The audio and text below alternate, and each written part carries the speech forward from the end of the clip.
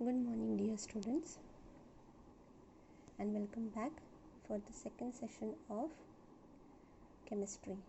Now, dear students, in last lecture we have started with lesson number 1, that is Introduction to Chemistry, in which we have studied about what is chemistry, how it is useful in our day-to-day life, what are the application of chemistry in different fields. We have studied about what is food, which are the different components of food, how chemistry is involved in food, and how we can preserve the food with the help of chemistry. Today we are going to study the further applications of chemistry. So let's get started. Today we are going to study about cosmetics and chemistry, means how chemistry helps in the field of cosmetics. Now, since ages, various natural ingredients were used as home remedies for skin problems and other purposes. For example, milk, rose petals, mehendi, aloe vera, neem leaves, etc. Most of them we get at our home also, and we use them on a regular basis. Such items that are used to keep external body parts clean, healthy and good looking are called as cosmetics. Modern cosmetics are the excellent gift of chemistry. How? Let's see. Every day we use so many different products such as toothpaste, talcum powder, moisturizers, creams, lipstick, nail paints, etc. All these contain synthetic chemical, or you can say the chemicals which we get because of chemistry, which of course are not good for us because they contain many toxic material. Excess use of this type of chemicals in the cosmetic is harmful for our skin. This consists of water emulsifier, preservatives, thickeners, pH stabilizers, etc. Now let's study which chemicals are present in which cosmetics. Now dear students, every day we use talcum powder. Do you know in this which chemical is present? Yes, magnesium carbonate and zinc oxide. Many of the creams which we apply on our face or maybe on the hand, they consist of zinc oxide.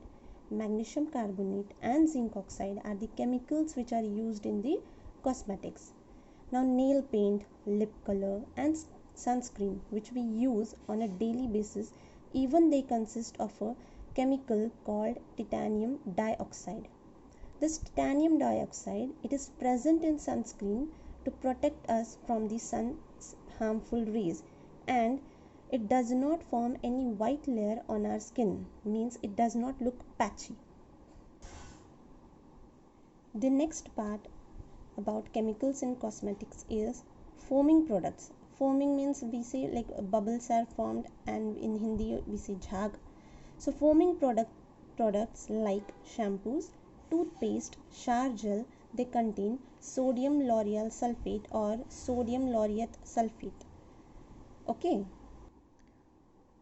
You can see the image in which you can find many local brands which we use on a daily basis like Dove, Colgate, or you can say many of our shampoos, they consist of this type of chemicals.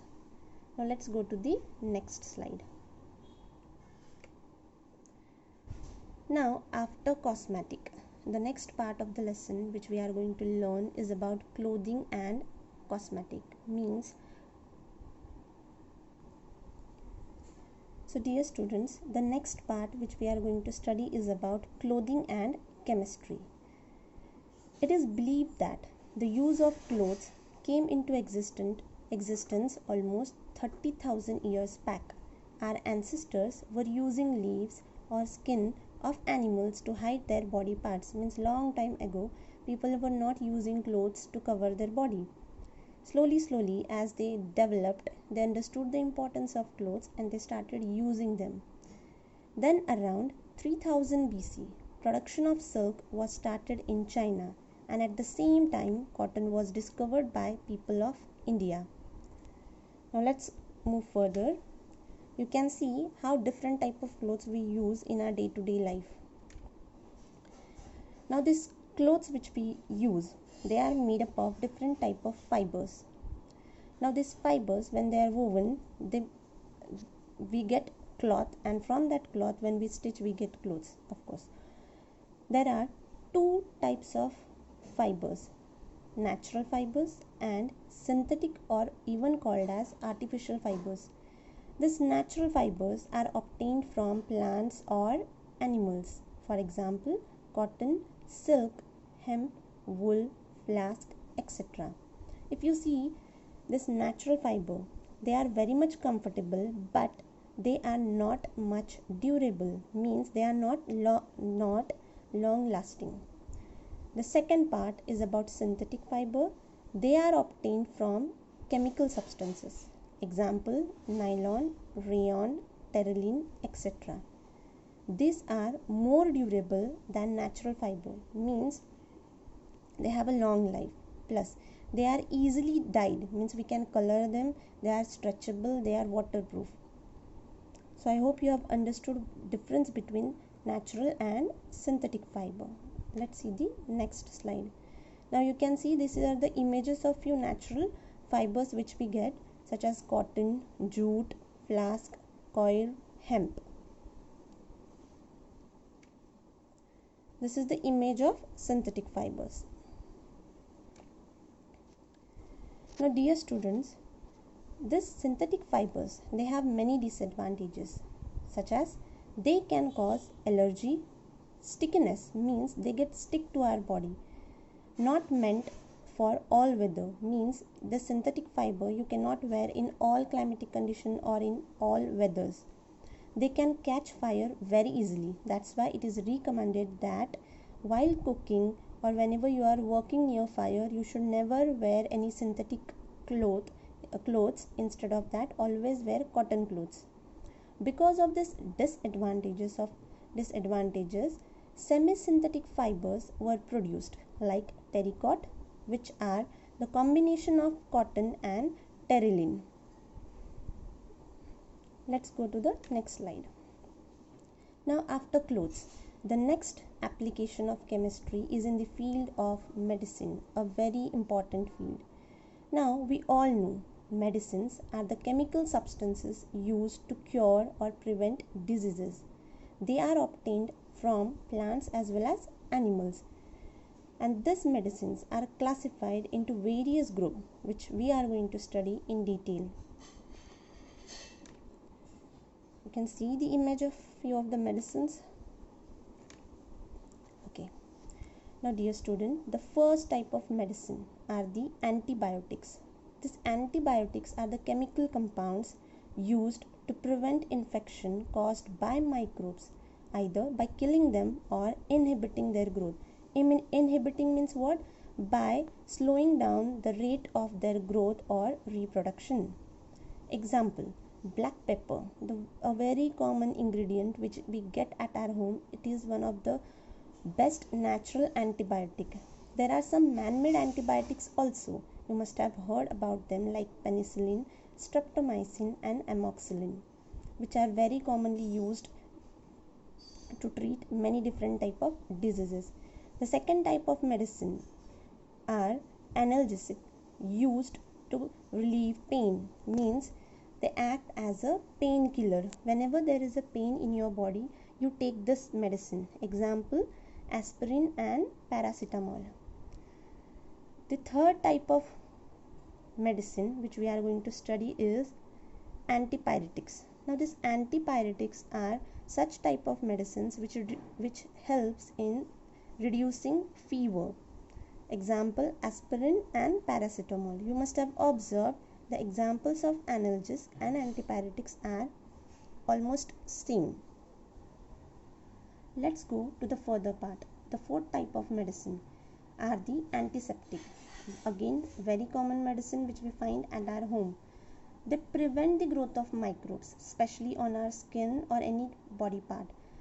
Few natural antiseptics which we can use at our home are turmeric powder or marigold.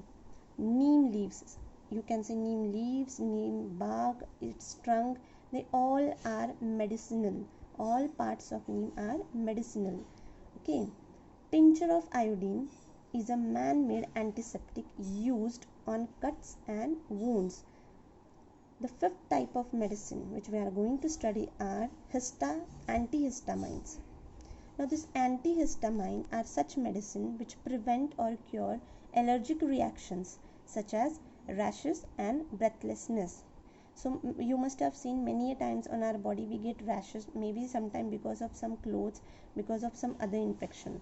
So to cure them or to prevent them, we take antihistamines. The sixth type of medicine are the antacid. Now this antacid are the medicines we take when we have acidity problem, means they give relief from acidity. For example, milk of magnesia, mint leaves, these are few of the examples.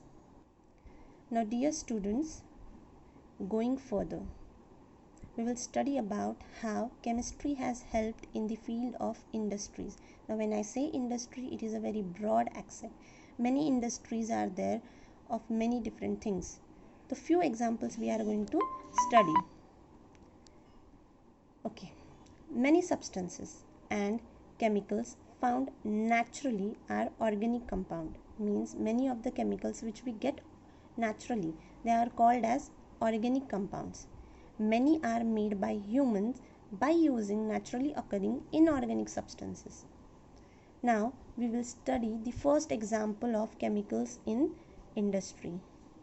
The first one is methane. Now methane is a gas, and at room temperature it is present in the gaseous state, and it is mainly found in natural gas, CNG and biogas. You can see one image of CNG cylinder. CNG means what? Compressed natural gas. This gas is generally used in vehicles. Nowadays we get vehicles which run on CNG. Of course, they do not pollute the environment and they are one of the best source of energy. The second example is about propane. Now after seeing the image, you must have understood I'm talking about what? Propane is a colorless gas which can be compressed for transportation, used in LPG as a clean burning fuel. Yes, you are thinking right. The cylinders which we have at our home, they consist of a gas called propane. Third important example of chemicals in industry is automobiles and transport. Now dear students, we all know for formation of an automobile we need so many different type of materials such as metals, alloys of the metal, plastic, fiber and so on. So from where do we get all these things? Again the answer is chemistry. Chemistry helps in production of all these different type of material which we assemble for the formation of automobiles. Let's go to the next slide. Now the fourth example which we are going to study is about table salt, also called as common salt, namak in Hindi. The scientific name of table salt is sodium chloride, which is used in flavoring of food and soap. And salt is such a common thing which we use every day at our home while cooking the food. Next example is hydrochloric acid. Now this hydrochloric acid is a strong mineral acid used in laboratories and household cleaning. You must have visited to the chemistry lab where you have seen many bottles of hydrochloric acid. Of course they are in the diluted state, but these acids are the strong cleaners. That's why they are present in most of the phenyls which we use at our home for cleaning our house. Plus hydrochloric acid is also used to carry out many chemical reactions. The next example which we are going to study is about pesticides. Now pesticides are the chemicals which are sprayed on the crops to control the damage from pest. We all know when these pesticides are used by the farmers in their farms so that they can kill the pest or either they can control them. Some examples of them are malathion, copper sulfate and borax. You can see the images of few of the pesticides or cleaners which are used. The next chemical which I am talking about is fertilizers. Now fertilizers are chemical substances which are added in the soil to make it fertile.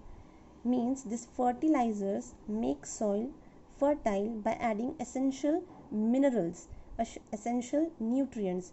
These minerals or nutrients are absorbed by the plants for their healthy growth, and the plant will grow properly.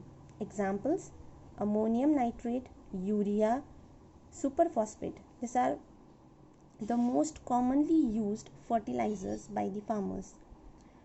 The next example is about limestone and marble. Now marble you must have heard many times, you must have seen also. Limestone is a white sedimentary rock. It consists of calcium carbonate used in toothpaste, tooth powder, glass, extraction of iron and many other things. So this limestone, which is a rock, it has many uses. Even the toothpaste which we are using, it consists of this limestone powder. Marble, a very common rock which is used in construction of many buildings, many different articles. You must have seen the famous monument Taj Mahal in Agra. It is purely made up of white marble. Let's go to the next slide. The next example is about gypsum and plaster of Paris, also known as POP.